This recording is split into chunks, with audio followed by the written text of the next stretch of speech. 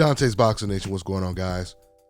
So Jermell Charlo, who has a really, really big fight this weekend, he did his media workout today, and he was asked to give his take or his thoughts on the Canelo versus Bivol fight last weekend. And for the most part, Jermell Charlo, he gave the typical politically correct answer, but he did use the word hype. He said a lot of people were falling for the Canelo Alvarez hype, and he said Bivol just has his number. Then he started to praise Canelo Alvarez for his loss. Let me go ahead and play the clip, and then I'm going to give you my thoughts. Now, what was your thoughts inside the performance of Canelo Bivol? Good performance by Bivol. He boxed his ass off. He moved well. Stayed at a good distance. He controlled the pace. And although we started with hard shots, and it just didn't, it wasn't effective. Do you think Bivol's getting the credit he deserves, for beating, Canelo? Who, Bivol? Yeah. I think you just got to pay attention. I think he's getting the credit.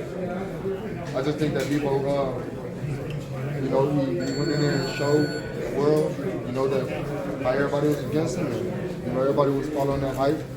And he had something that in his repertoire that the world of boxing especially didn't see. He presented it, and he showed up that night. Do you think Canelo can do anything different if the rematch takes place? No, man. Like Bivol might got his number. Canelo kind of small. Canelo might.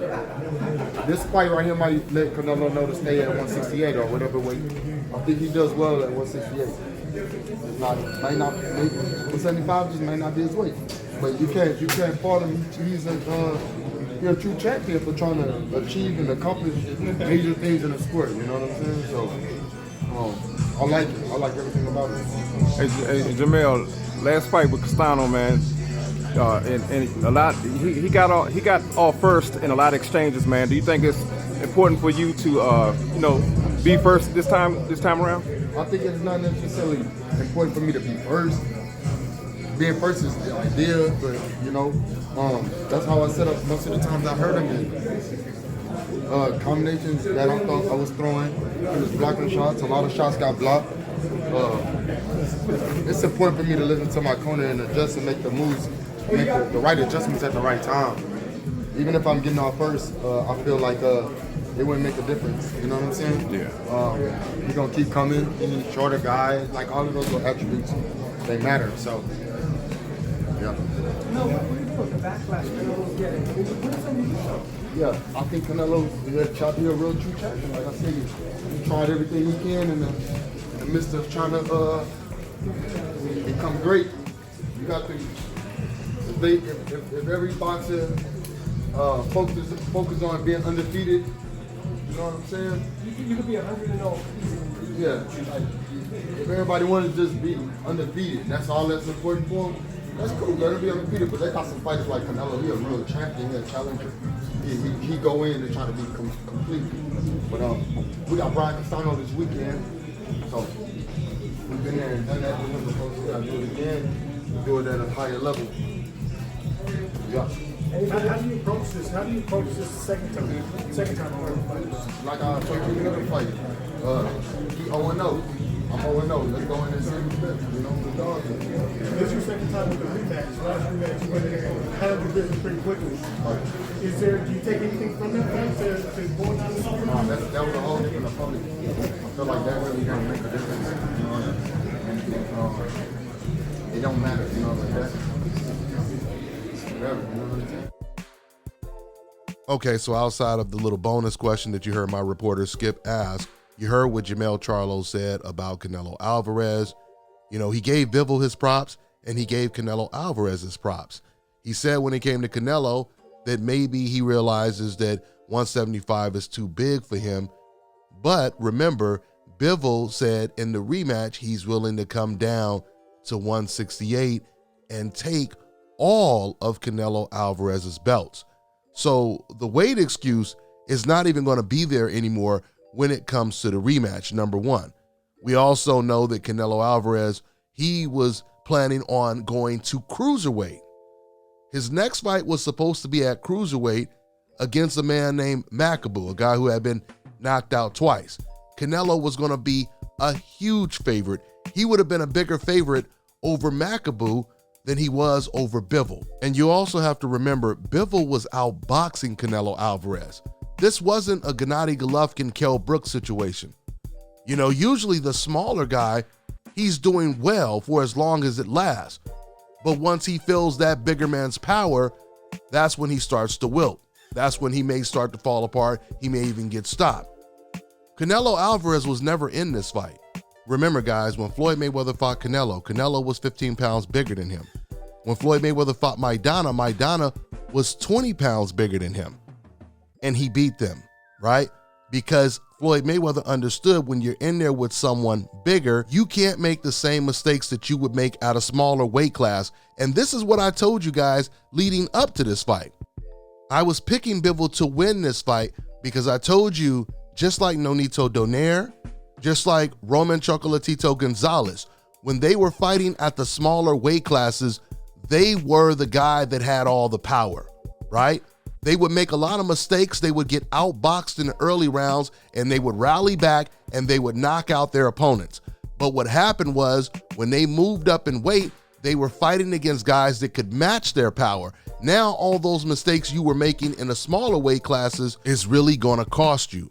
When Canelo Alvarez was fighting fighters like Caleb Plant, Billy Joe Saunders, and Caleb Smith, and even Avni Yildirim, he did not have to worry about any type of power.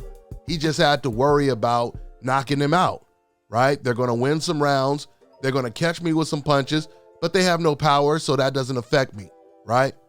But when it comes to Bivol, Bivol has the skill set. In fact, he's more intelligent than a Caleb Plant or even a Billy Joe Saunders. And he has light heavyweight power to go with it. That is the major difference. And once again, what separates a good fighter from a special, a great, or a legendary fighter is they can go up in weight and they can make the adjustments to where they don't get hit with those additional bombs. That's what Floyd Mayweather did. And one more example of how fights usually play out when the smaller guy is fighting the bigger guy, Amir Khan versus Canelo Alvarez. That was clearly a case of small man versus bigger man, but you'll notice the small man was winning rounds. When he was fighting Canelo, Amir Khan was winning a lot of the early rounds, right? Well, once again, in this fight, Canelo Alvarez, he was not winning too many rounds, which was the prediction I gave you guys.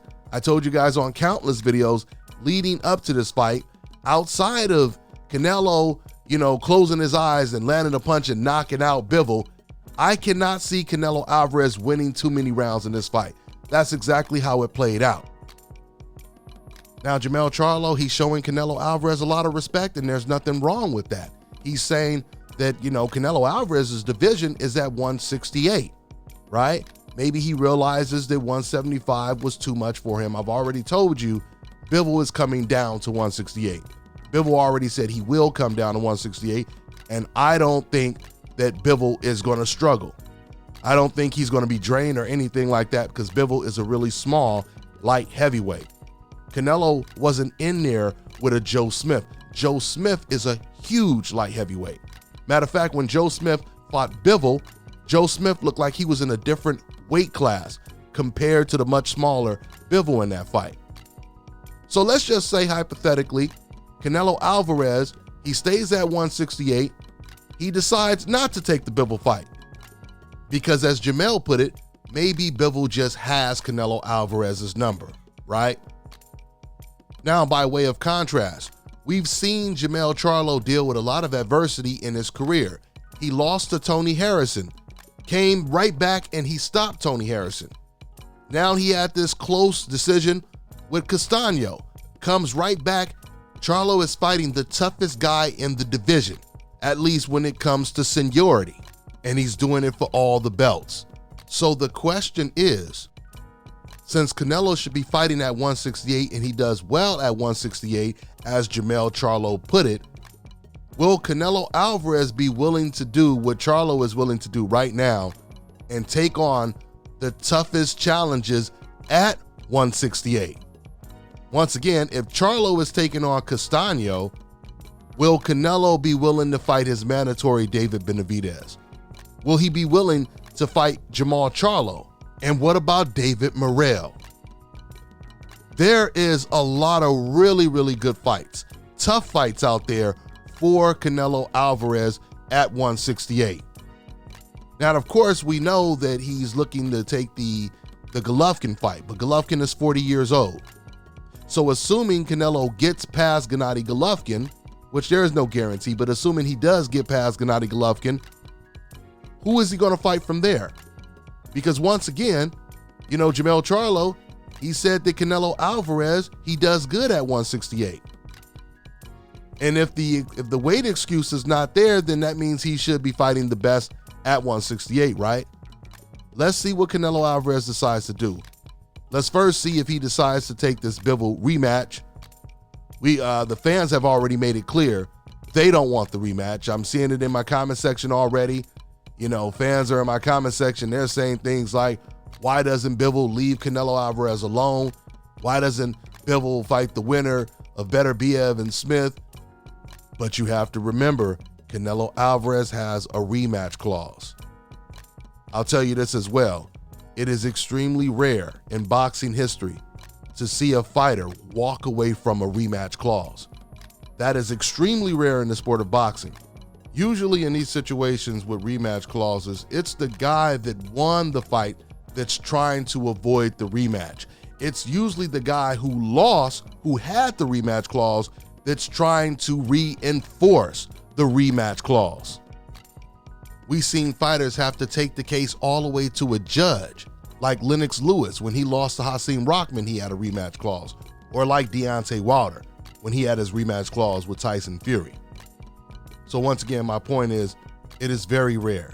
It is very, very rare for a fighter to have a rematch clause, lose, and then turn down the rematch. It's still premature. It's still possible that Canelo Alvarez will take the rematch, but if he decides not to, it would be extremely rare, especially if he turns it down and Bivol offers to fight him at 168, which, like I said, leaves no excuse for Canelo Alvarez not to take the fight. Something else I meant to say earlier when I was talking about the power dynamic, you know, fighters moving up in weight, and Canelo Alvarez has gotten really used to fighting guys that don't really have too much power, and that decision was intentional. You know, that was Canelo being very selective of his opponents, making sure they didn't have a whole lot of power. Or I should say, the fighters outside of Gennady Golovkin that did have power were fighters like James Kirkland and Sergey Kovalev. And we know that Sergey Kovalev was way over the hill, had been knocked out twice. Kirkland had already been knocked out before he fought Canelo. He was coming off of a year layoff and his worst performance. He had almost got knocked out a second time, you know, the fight right before Canelo Alvarez.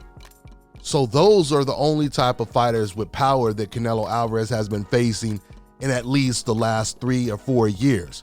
Meanwhile, when you look at the contrast, everyone else, fighters like Jermell Charlo, Shakur Stevenson, Devin Haney, and the list just goes on and on, Errol Spence, Terrence Crawford, they are always fighting guys that have tremendous power, that are very durable.